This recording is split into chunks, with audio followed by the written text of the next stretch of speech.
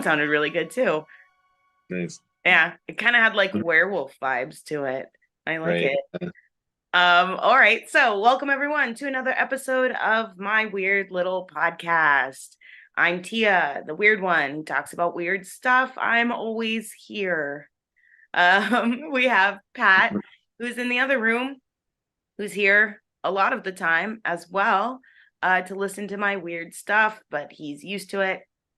He's been doing it for a long time. So, yeah. Today I have kind of a short one today.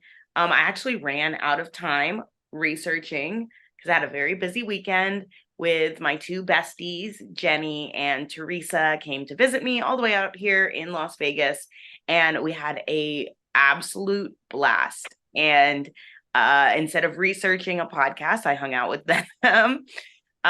So there will be an episode coming out on Eddie Lee Sexton.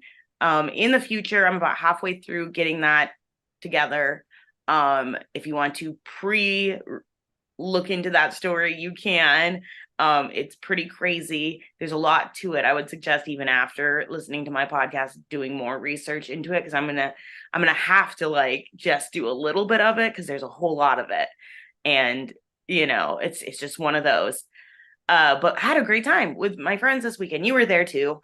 And um, we did like everything out here. So if you want a spooky trip to Las Vegas, here are the things you want to do. You want to go to Sliced Pizza, which is a horror movie pizza place.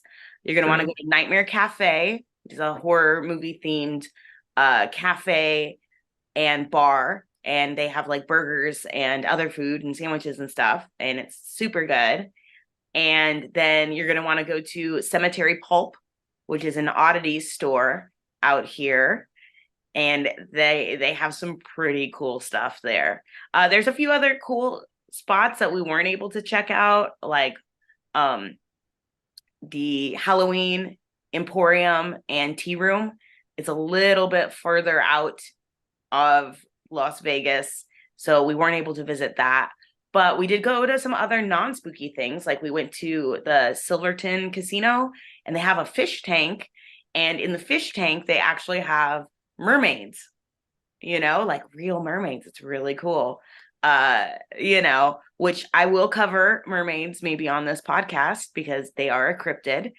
And we'll talk about that at some point. But if you want to see real mermaids in real life, you can go to the Silverton Casino, and they will be swimming in their wonderful aquarium. They also like do a little stingray show where they have like a scuba diver come out and like feed the stingrays and talk about them.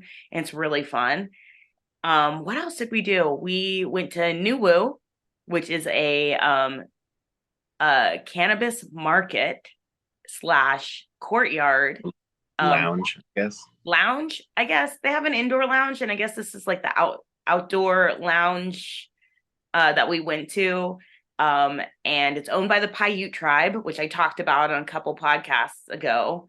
I talked about them, and it's Which actually is really which is cool. why we went, right? For the research, We right? went for the research, not, for cannabis cocktails. So they do cannabis cocktails. They're non-alcoholic, 5% THCs, which is very light. Um, I drank one and a half, and I didn't feel too crazy. I don't actually smoke weed anymore. So I didn't want to go overboard or anything, but honestly, like a drink and a half was not that bad. I probably could have done like two or three and been okay. And they were super delicious. But they also do ones without THC in them, like just virgin uh cocktails. I keep saying cocktails, but it's like a mocktail, you know. Um, but it's cool to just go. So if you want to go, like they're not going to force you to smoke or anything. If you don't, they do comedy nights and they do open mic. It's pretty cool. But yeah, so we did that, and that was a lot of fun. What else did we do? We went to Atomic Liquors, which is a wonderful bar out here. We got like a whole lot done for the weekend, and yeah, that was pretty cool. So there's a lot more we could have done, and so they'll have to come back for another weekend, but that was really awesome. But yeah, enough about my fun weekend here in Las Vegas. Although if you do want suggestions for cool places to visit in Vegas, feel free to message me through my social medias. I would honestly love to design someone's vacation because I think I do really good at that. At planning things. Like that is like one of my favorite things to do is to like be like, we're gonna go here, here, here, and here. And like not over plan. Like I did okay. Like I under planned for the weekend. And so I had to think on my toes a couple times of like, oh, we did all the things that I planned to do. Now I need to come up with something else to do. But I'm really good at that as well. So yeah, I'm the best to vacation with. You would know. You've gone with me many times. So yeah. The only Thank you. problem is like on the vacation, I'm planning for the next vacation by taking notes like the entire time of the things that I'm experiencing. And I guess it's not like fully living in the moment, but I'm just like I don't know, I love thinking. So sorry I use my brain. That is my weekend. And now time for this story. So I need to pull up my TikTok real quick because I forgot what their name was. Okay, so this idea was suggested to me by one of my TikTok followers. And if you're not following me on TikTok, my weird little podcast is on TikTok. Follow me on TikTok. I try to do a cute TikTok once a week and theme it out to the episode. And also, it's easy to get a hold of me through that because I am on TikTok all the time watching other people's. So this episode was suggested. So it was a comment on my TikTok by Queen_Leezy_B that I do cryptids from around the US. And so I found this little app on or an effect on TikTok that shows what cryptid you are from around the US. It's based on a book called United States of Cryptids, which I really want to look into. And I will be ordering that when I get paid on Friday. And the artwork was incredible, but it assigned me one of the most ugly cryptids I've ever seen. But I'm gonna roll with it. It is the Illinois Enfield monster. And I think this really goes together with my last podcast because there's a lot of theories that this is actually just a phantom kangaroo. So if you don't know what a phantom kangaroo is, you need to listen to my podcast. Well, Teresa's podcast on my weird little podcast last episode. She talks about the phantom kangaroo. So let's get into this story. So first off, I want to say I tried to get together as much information as possible. There's only a little bit about this creature. I got some stuff from the lineup, from cryptozoology.fandom.com, from Wikipedia, of course, as well as fox2now.com and what was the article from? Allthat'sinteresting.com, as well as an article from the Cami Times and another article from the Villager Voice, I want to say, is what I got it from. But yes, that is where I got most of my information for this cryptid. But yeah, I love cryptids. I want to do way more about them on this podcast, as well as extraterrestrials. I'm going to get into a little bit more of Las Vegas history in the future because there's some crazy stuff. But anyways, okay, to my story. So on October 26th, 1973, the Cami Times ran a story about a monster attack nearby the town of Enfield, Illinois. And this was their article. The article is entitled 3 Legs, Pink Eyes as Big as Flashlights, A Monster at Enfield. Monsters in quotes. By Dennis Montgomery, Associated Press writer. Enfield, Illinois. Henry McDaniel says he shot and wounded a monster on his doorstep and is worried it may come back to get even. McDaniel, 50, said he had just returned from a meeting Wednesday night when he heard something scratching on his door. It had 3 legs on it, he said, a short body, 2 little short arms, and 2 pink eyes as big as flashlights. It stood 4.5 to 5 feet tall and was grayish colored. It was trying to get into the house, he said. McDaniel, an antique dealer, said he slammed the door and grabbed his pistol and a flashlight from the drawer in his bedroom and returned to the front door, opened it, and spotted the monster about 12 feet from the house. He fired 4 shots. When I fired that first shot, I know I hit it, he said. The creature gave out a hiss, he said, much like a wildcat, judging from the imitation of the sound. Covering 50 feet in 3 jumps, it fled through some bush along a railroad embankment that runs near the McDaniels' home. State police, summoned by the frightened McDaniel, arrived too late to spot the creature, but discovered its tracks in the soft earth about the home. McDaniel said the track was like a dog's, except that it had 6 toe pads. One of the troopers, James Masser, said McDaniel appeared rational and sober. Well, that's good. McDaniel said he was sure it wasn't a dog and was positive it wasn't a kangaroo because he said he once had a pet kangaroo while serving with the army in Australia. Asked how he was able to note so many details of the creature in such a short space of time and in the dark, McDaniel said, I have a photostatistic memory. And then he replied that the creature's body was almost like a human body. He said some school children told him that they have seen a similar creature at the school ballpark. If they do not find it, they will find more than one. And they won't be from this planet. I can tell you that. I'm going to say that quote one more time, okay? If they do find it, they will find more than one. And they won't be from this planet. I can tell you that, he said.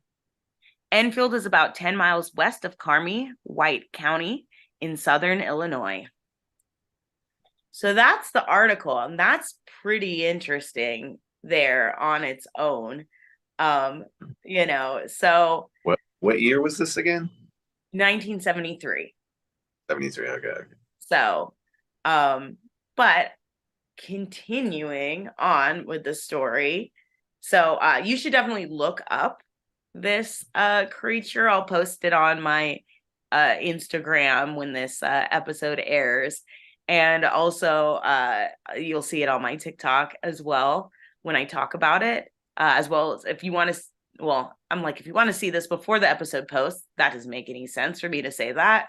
But it is on my other TikTok when I was selecting this episode. It looks pretty freaky. I feel like you should look it up right now when I continue, so you know what I'm talking about. But So the story continues. Upon investigation, the state troopers discovered a series of scratches in the siding of the house and footprints that were very similar to a dog's, but having 6 toes instead of 4. 2 of the tracks were 4 inches wide, while the print left by the 3rd foot was smaller. Many of the police force were skeptical, of course, about what McDaniels had seen, despite having received news of an attack on a small boy named Greg Garrett just 30 minutes earlier. So there are two stories now of seeing the same creature within a short period of time. The creature had ripped out the child's clothes with the claws on its arms, while the talons on the toes had shredded the kid's shoes, which is pretty horrifying to think about.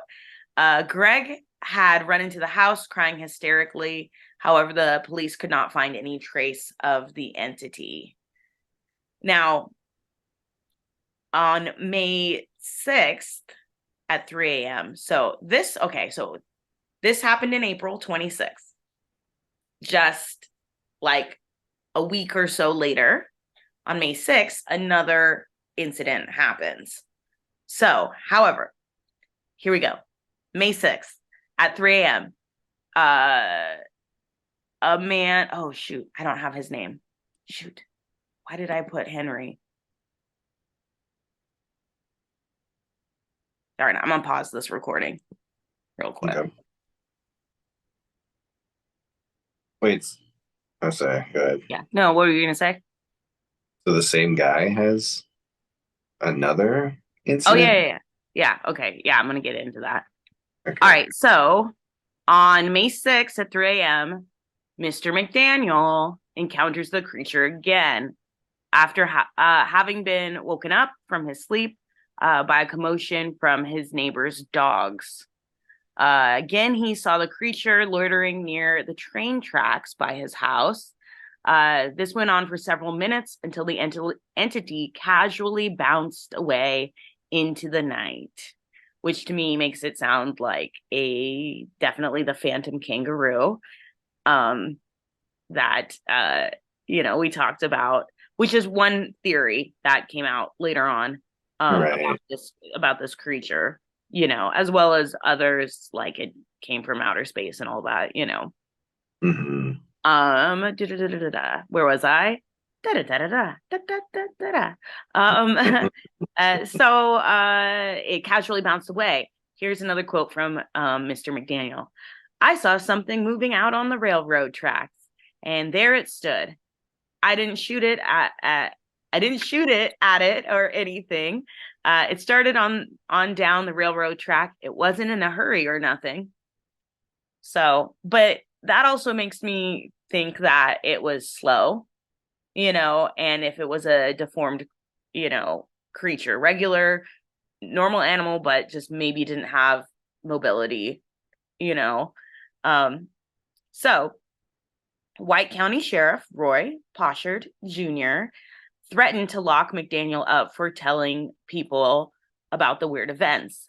He felt as if McDaniel was starting to spread rumors and like causing hysteria, because also around this time, other people, started saying, oh, I've seen it, and it was kind of a case of mass hysteria at this time, which is another theory that he sees one thing and then that causes everyone to be like, well, I've seen it too, um so this began kind of like a lot of that, actually.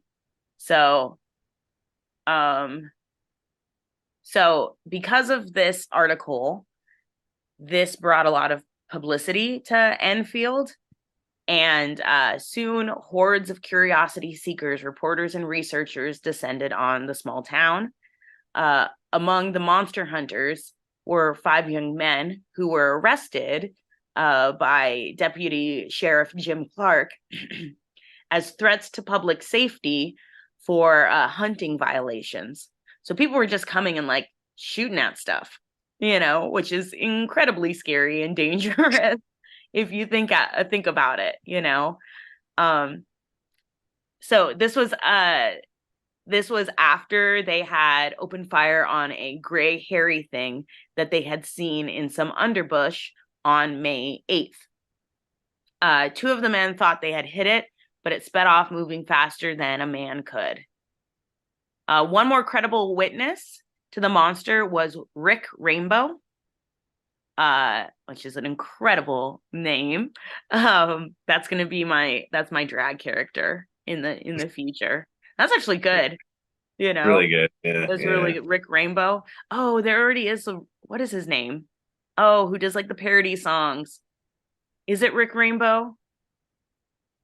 Oh no. I don't Yeah, if you're listening, you know who I'm talking about. He wears like the heart-shaped glasses or the pink glasses, and I should know who that is right off my head. But yeah, know. anyways, anyways, uh Rick Rainbow was then the news director of radio station. Oh, yeah, that makes sense with that name. Radio station WWKI in Kokomo, Indiana. He and three other persons spotted the monster near an abandoned house just a short distance from the McDaniels' place. They didn't get much of a look at it as it was running away from them, but they later described it as about 5 feet tall, gray, and stooped over. Rainbow did manage to tape record its cry. The wailing was also heard by researcher Lauren Coleman, who also came to try and track down the creature. He heard the sound while searching an area around the McDaniels home. A short time later, the sightings ended abruptly as they began, with no explanation ever given as to what the bizarre monster might have been. So that pretty much ends the tales of this. But in 1978, so about 5 years later, researchers at the Western Illinois University, headed by David L. Miller, investigated and analyzed the incident, publishing it as a case in social con. Why can I not read this word? I'm gonna have to read this whole thing again. Contagion. Contagion. That's what it Yeah. is. Okay. That's basically where the sightings end of the creature. But in 1978, researchers at Western Illinois University, headed by David L. Miller, in 1978, researchers at Western Illinois University, headed by David L. Miller, investigated and analyzed the incident, publishing it as a case study in social contagion. The researchers found that there were no more than 3 firsthand reports that had subsequently been exaggerated by news stories and local gossip into an epidemic. So, was just the 3. Sociologists cite the episode as an example of collective behavior, which I guess would be the mass hysteria, where a group or crowd can be affected by the spread of group emotions such as panics, hysteria, collective visions, and extreme instances of suggestibility. I did an episode, or actually Jameson did an episode on mass hysteria on Hollywood's Haunted, the podcast. So if you want to go and go through that, there are some really interesting cases of mass hysteria in history. And I thought that episode was actually pretty interesting. So, according to the study in this area of Southern Illinois, it is not unreasonable to assume that Mr. McDaniel or the radio team had actually seen an animal. People interviewed framed the recent events in these terms. Their accounts omitted the possibility that large dogs, calves, bears, deer, and wildcats had been sighted. Some frames suggested that an exotic pet, such as an ape or a kangaroo, was the catalyst for the monster reports. But we did a whole episode on kangaroos. Finally, some people suggested that Mr. McDaniel had a notoriously overactive imagination and had probably been shooting at shadows. In any event, they interviewed only one person who agreed with Mr. McDaniel's claims that it was indeed a monster from outer space. However, in I'm going to end this story with another possibility. So, the Mount Vernon creature. This could have been possibly what it is. So between the years of 1941 and 1942, there were similar sightings in the small village of Mount Vernon, which is ironically less than 40 miles away from Enfield. Here's another possibility of what it could be. It could be something known as the Mount Vernon creature. So between the years of 1941 and 1942, there was a couple similar sightings in the village of Mount Vernon, which is less than 40 miles away from Enfield. These encounters involved a mysterious leaping beast, which is what they said the Enfield monster was, that terrorized the local people and is supposedly responsible for numerous animal deaths and mutilations in the region. The locals called the creature the Mount Vernon monster, and that's typically how names of these creatures go. It's the city monster, you know. Right. Uh, Where it and lived. they described it as vaguely baboon-like in appearance and able to leap anywhere from 20 to 40 feet in a single bound. However, this creature is likened more to the devil monkey uh, than that of the Enfield monster. The devil monkey is a real thing. It's not a cryptid, FYI. Uh, but it is a possibility that this was in fact the same creature, you know? So, but that is several years earlier. And, creatures, I feel like that are born with deformities don't live very long. So who knows at all? Because we don't know what it is at all. And it is that is what makes it a cryptid. We don't know. That's why it's a cryptid. Right. So that's going to be my slogan. I don't know. It's a cryptid. But that is the Enfield monster. I want to thank, my TikTok follower, Queen Lazy B, for suggesting that I start doing cryptids from around the US. I will be doing a whole lot more of these. And that was actually really fascinating. I had no idea about this cryptid. And, there is a wealth of cryptids out there that I can cover, and sightings that I don't know. I just find this all so interesting, you know? But yeah, I hope you enjoyed that story. I looked it up, like you said, and yeah, all of these renderings are pretty pretty horrifying. Yeah, yeah, definitely. Last night I was watching a thing on sleep paralysis, and like some of the renderings of like the old hag, or the creature that gives you sleep paralysis, was pretty horrible as Right. well. Yeah. Yeah, and I was just like, But, why am I watching this right before I go to sleep? Mhm. I'll never learn. Um, but yeah, that's the Enfield monster. Hope you all enjoyed it. I'm gonna wrap this one up. It is a shorter episode, so you know what? Digest some of my old episodes as well if you've got time today. Please share this podcast with other people you think would find it interesting. Please follow me on TikTok. I put a little effort into my TikToks, you know. If you would rather see me in person, well, you can watch my YouTube um, as well. These are all up on YouTube.